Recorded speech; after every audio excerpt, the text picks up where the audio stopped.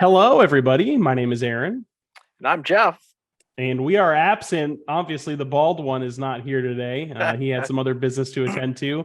But welcome to the Amped Golf Podcast. How are you today, Jeff? I'm great. The show must go on, right, The Aaron? show must go on. In the spirit of my father, we have 33 days until Christmas. So make sure you get that shopping done, and 135 days until the Masters. Incredible. It is incredible. The Christmas thing still kind of freaks me out. Doesn't feel like it should be this No, close, I agree 100% with that one. but it is. So I need to get prepared. So this week is the last week of the PGA Tour, not the season, but kind of the last week that they're playing until January. The RSM Classic wrapped it all up, and Adam Svensson closed with a 664 to win the RSM Classic. Not who I had on my bingo card. Me either. This is the first. I mean, this is the biggest. I think this is his first win. It's the most money he's ever won on the PGA Tour, and it's the second Canadian this year to win on tour. So go Canada! That is awesome. I know that they were kind of in a drought there for a while, but it's good to see them coming through and picking up a dub. Unfortunately, none of us picked him for this week, so no one gets that sweet prize money, but I ended up picking a good one with Sahith Theegala coming in second place. So nice. I don't know where that puts everybody, but I think I'm the runaway there with that pick. I don't really remember who my dad picked. I know you had Tom Hoagie. Mm-hmm. Just decided he had enough on Friday.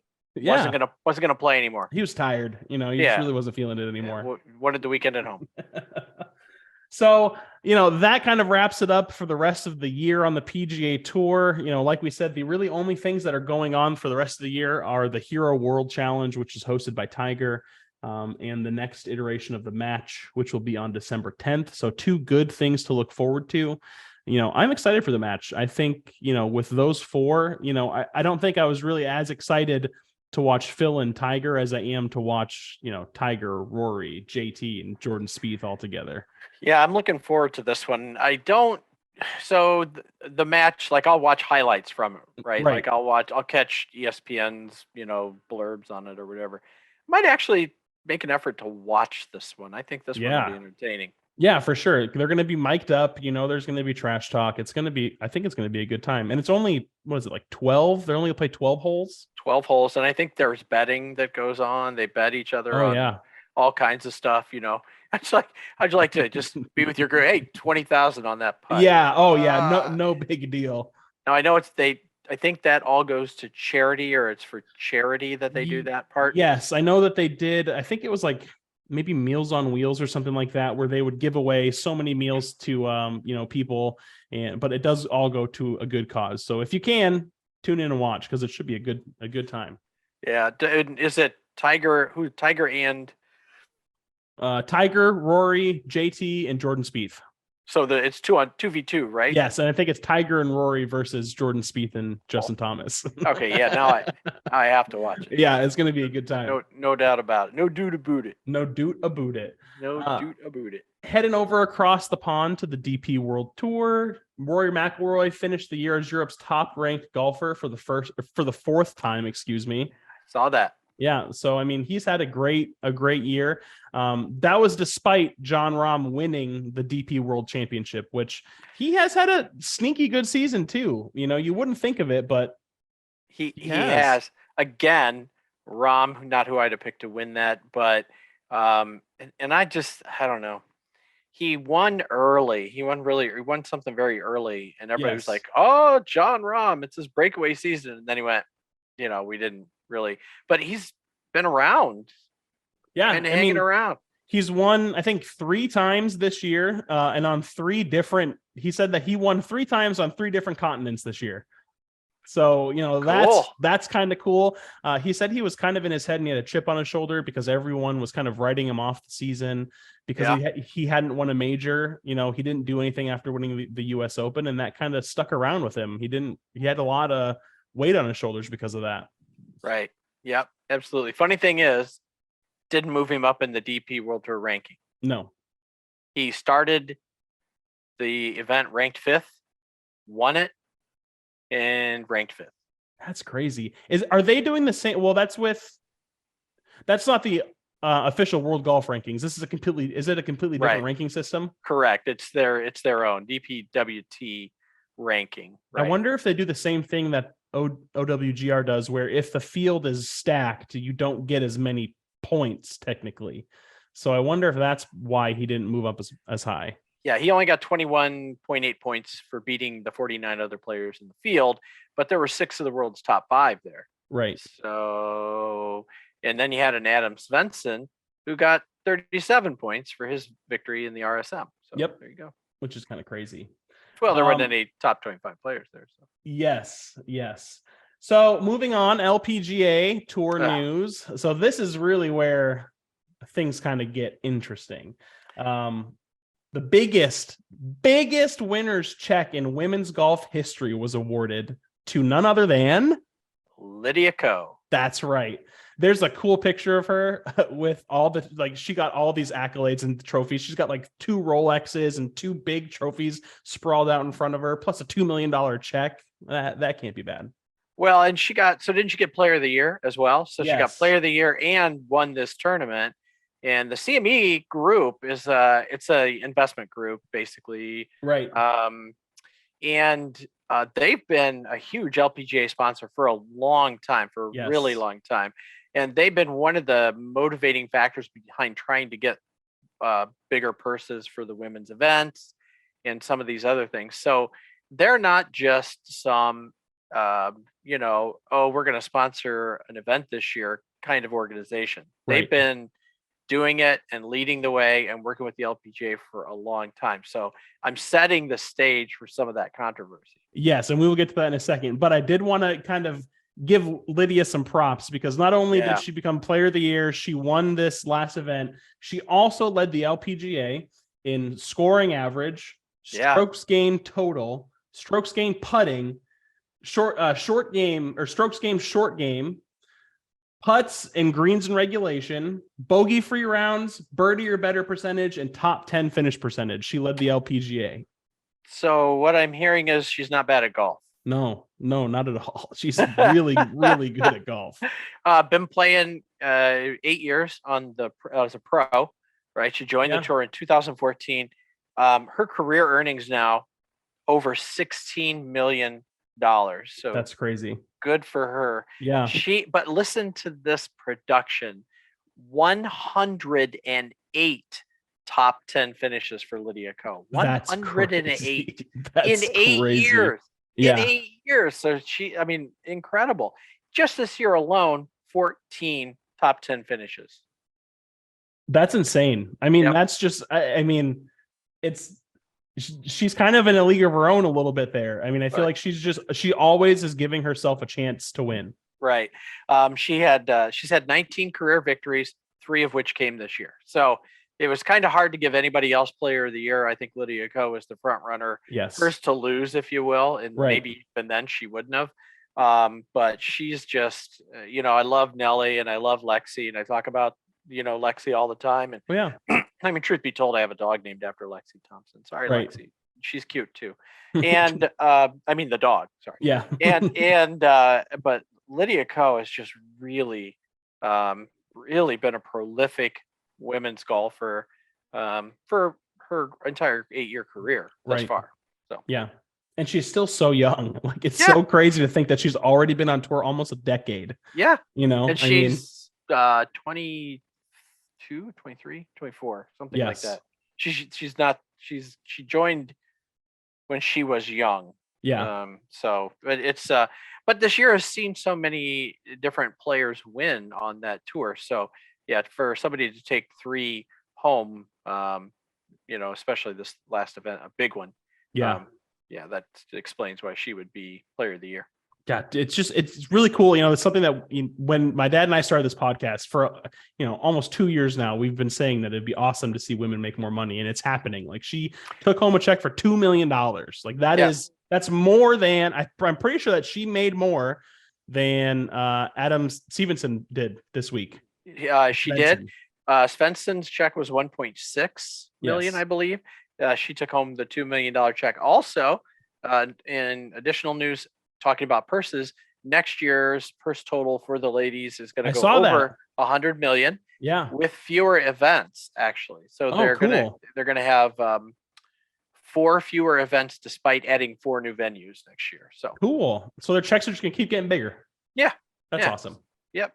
So if we keep watching them, keep bringing fans in, then that'll keep going. Just keep talking about it. The word of mouth, right. I mean, I think a lot of people are starting to catch on that the women, they're not just, out there trying their best. They're out there, they're serious golfers, and they are very good at what they do. And I think that the competition really speaks for itself when you start watching it. Yeah, the minute I can throw up -16, -17 on 4 rounds playing from the tees they're playing from is the day that I'll think they're not serious about golf. Right. That day will be never. never, ever. So to kind of add on to that, so we were talking a little bit about the CME group. Yep.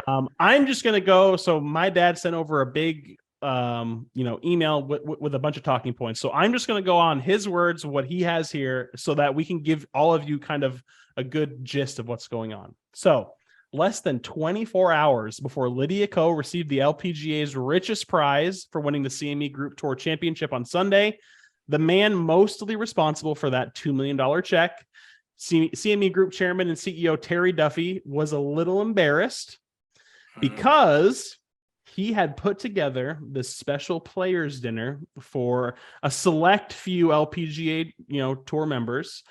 And apparently Serena Williams was supposed to be speaking there as well. Well, Serena Williams backed out of that at the last minute, which caused every single LPGA member invited to not show up for the dinner. Apparently, he did not know that this happened until he shined the spotlight out onto the crowd, right? To give these women their accolades, and nobody was there. Right. He was either an announcement or speech or something like that. And it was one of those things where he's like, would love it for them to stand up and be recognized. Right. And they turned the lights up, and the only people standing were the wait staff. Is the article that I read. That's how they put it. And, you talk about, that would be embarrassing for especially a CEO and chairman of this group who's done so much for the LPGA. I don't know if it was, the Serena backing out and that caused a domino effect. I don't know if Molly Simon didn't say it's mandatory, even if she can. I don't know what happened. Right. But they should sit down together and make sure that doesn't happen. And apparently this isn't the only incident. In 2011, something similar happened, and Duffy said that he's concerned about the future of the tour. He said he needs to make sure leadership needs to work with the players to make sure that everybody has a clear understanding of how we grow the game together, along with sponsors and others. There's no one person, no 2 people who can grow it alone. You need everybody. They say it takes a village, and I think their village is getting a little fractured. Yeah, and so hopefully there's a takeaway for the LPGA on this one. I hope they don't lose a big sponsor from it, and I hope they understand that these are the folks that are getting your paychecks. And it's surprising to me because you would think that they would know, this might not be a dinner that you want to miss. Right. Well, so we've all in our career probably gone to a dinner that had, overcooked chicken and the green beans that nobody wants to touch and potatoes that were passable in a roll. That's really the only thing you got to eat for dinner that night. But that's what it is. That's what you do. Right. And there are certain one of those that you can miss. And there are certain ones of those that you absolutely have to be at. And that's, one leg off, crawling in the door with your wife carrying your other arm. That's some of them you just got to be at. Oh, yeah. I feel for him. That must have been, I can only imagine how embarrassed he was, once those spotlights got turned around. It's just, he probably, it's that audible cricket sound when he shined the lights out there, and it's just nothing. Someone probably cleared their throat. Yeah. And then somebody came on stage and whispered in his ear, and then he went, okay, well. Nobody showed up, sir. Oh no. So yeah.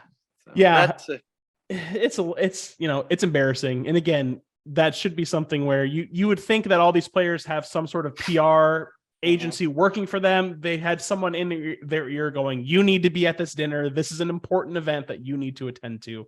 But well, the LPGA commissioner was at the dinner, right. So if you're going, Yeah, maybe you make sure some of your players are going. Apparently, she had taken full responsibility for this, but I mean, I feel like that's something that it's not really her fault. I'm sure she relayed the message to the players. Right.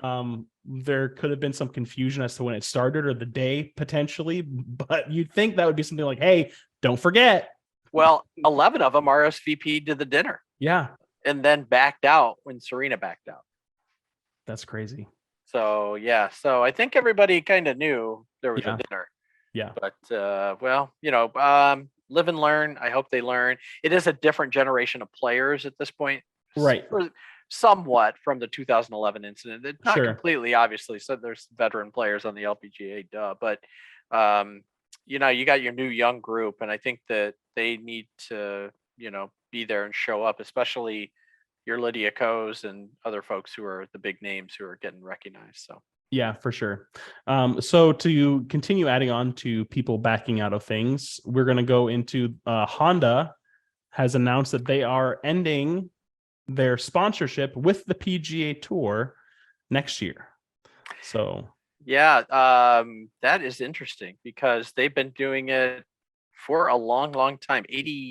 1972 was the first. It was founded. So the Honda Classic was founded in 1972. It was called Jackie Gleason's Inverary Classic. I don't know if that's a spelling error or if that's real. I've never seen or heard that word before. So, yes, you're right. The tournament was then sponsored by Honda in 1982. And apparently, maybe that's the name of the country club. Oh, it could be. It's also a town in Argyll in Scotland. That would be why. I've never heard that word before. Yep. Yeah, so they're going to be ending their 42 years of sponsorships. Wow. I mean, and it looks like, let me see here. It seems to be because that the Honda Classic is now sandwiched in between two elevated events. And they didn't like that. They didn't like that their event was kind of getting second fiddle to these other events. And they pulled out because of that reason. No kidding. I mean, if you look at the stats on that thing, they've raised a ton of money. 60 million to charity. Record year this year. They've gone over 6 million raised this year for charity. So it's a shame that that relationship is coming to an end. Now apparently they're still going to try to have the event if they can find a title sponsor, but it's kind of not going to feel the same until they get a couple of years under their belt as the new sponsor. It always feels awkward, like when Kroger didn't do the Jamie Farr anymore in the LPGA, and then it just felt awkward and it became the marathon, and then it moved, and so yeah. So apparently it's sandwiched in between the Waste Management Phoenix Open. Oh, that's a tough act to follow. And the Genesis Invitational. Okay, and a tough act to be in front of. Those are two of, I know those are two really favorites of the tour schedule. I know a lot of people consider the Genesis. I forget where it's played. I should know where it's played. I know it's in California, but a lot of tour pros consider that to be like their favorite golf course that they play every year. I mean, it's Riviera. I think it's at Riviera. I'm trying to find it for you to save you. And yes, you are correct. Yeah. Riviera Country Club at Pacific Palisades. That course has a lot of history. So, I mean, it's one of the favorites on tour. I can understand where Honda's coming from, where they just don't want to be left with kind of, the dregs. They're not going to get that many top players in that tournament because they're not going to want to be playing right before the Genesis. They're going to want to take a little break and practice. Right. So. Yeah, it would be tough for them to generate the field that I think the Honda Classic would need. So I understand the why. It's just kind of sad to see Honda back out of that. Hopefully they'll find another title sponsor. Yeah, for sure. I mean, other than that, like I said at the beginning of the podcast, there's not much going on. We don't have any live golf news to really talk about today. There hasn't been really any new developments going on that tour yet. And we're wrapping it up. There's nothing going on for the next few months. So right. And I don't know, is the time to share, we're going to, in conjunction with that, because there's not a lot going on, holidays are coming and everything. This is going to be our last podcast. Yeah, until it starts back up in January. So, the live golf news is taking a break. The LPGA is done until January 23rd, the third weekend of January. So they're taking a break.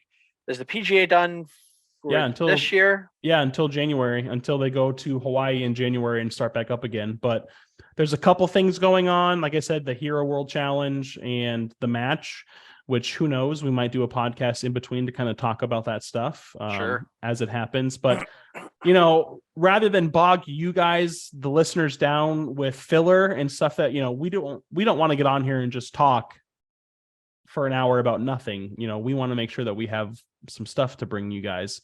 And since we don't have that, and with the holidays coming up, we have a lot of things going on in our personal lives too, that we want to make sure that we're fully present for. So we're going to take a little break.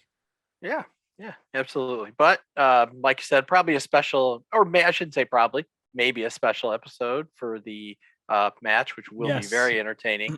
And then definitely back that first Tuesday in January. So So in the meantime, I believe we're going to start trying to do some shorts on our YouTube channel. So if you're not subscribed already, please go subscribe to our YouTube channel, youtube.com/ampedgolf.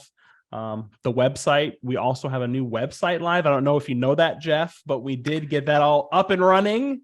I heard about that. I'm excited for that. So ampedgolf.com, you can visit the website to check out our latest videos and audio episodes as well. We're still getting it up and running and adding some new things to it as well. But we don't really have a ton of stuff to go over today. Yeah, we don't have the information for the one and done, like you said, Aaron, earlier. So we can't, stat that out. And with nothing going on, there's no picks to be had. So, it's kind of, we're just in a lull. So it's okay. Yeah. Real quick, Jeff, I wanted to ask, did Mary enjoy her golfing adventures last weekend? So, with her being in Arizona, she loves desert golf. Really? So, yeah, she just loves it. It's kind of that, you're looking out in the desert is kind of desolate and brown, and it's rocky and stuff like that. But you're almost in this oasis, and you got these green fairways, and she just loves the look. Desert courses look good to her eye. Sure. She loves the warmth, even in high summer. I've seen her play 36 holes in Palm Springs in the dead of summer. Wow. And I got heat stroke, and I was done after the 18. I went back to the hotel room and tried to cool off and crash. She's out there just still golfing. So she loves it. She had a great time. They played in an outing. It came in 6 under. I forget the course name that Camelback Country Club. Okay. And I have a shirt from it now, so nice. That's important. I got swag. Got to get a memento. Right. So she had a great time. She was going to take her clubs, didn't, rented. They said they took great care of her. She said they did. So yeah, she really enjoyed it. That's awesome. Yeah, desert golf, not something I've played yet. I know, but it's on the list. I would love to get out to Arizona and play a course. Oh, there's some beautiful courses out there. So definitely something to do. But do you have anything else to really talk about? I really don't. I was really excited for the ladies to see how everything played out. I was a little bit embarrassed for them, what happened at the dinner. Yeah. Great news about their purses, keep going up, so no, other than that, we've covered pretty much everything. Just, I would say to all our listeners, thanks for joining us this year. We appreciate everything, all the comments, every single comment. Everyone. You may think you came out and put something harsh and you told us to keep our day jobs or whatever. That's okay. Thanks for taking the time. We appreciate that. We appreciate it. And for those that have been on the show, Swizzy Golf, Kat last week, all the folks that we've talked to, we appreciate you as well. Yes. Hope everybody has a safe and wonderful holiday and spend some time with your family and enjoy it. Yes. And in the meantime, we will try to get some more stuff out on our YouTube channel, shorts, fun videos. I know my dad and I want to do some stuff, in the garage with the net. So while we're taking this podcast break, please be sure to keep, in touch on our YouTube channel, and you will be able to find all the new and exciting things that we're doing over the weekend. Like Jeff said, have a great and safe holiday. Spend it with your family. And thank you so much for listening. We appreciate it. Yep. Thanks, everybody. Bye. Have a great rest of your year. Bye-bye.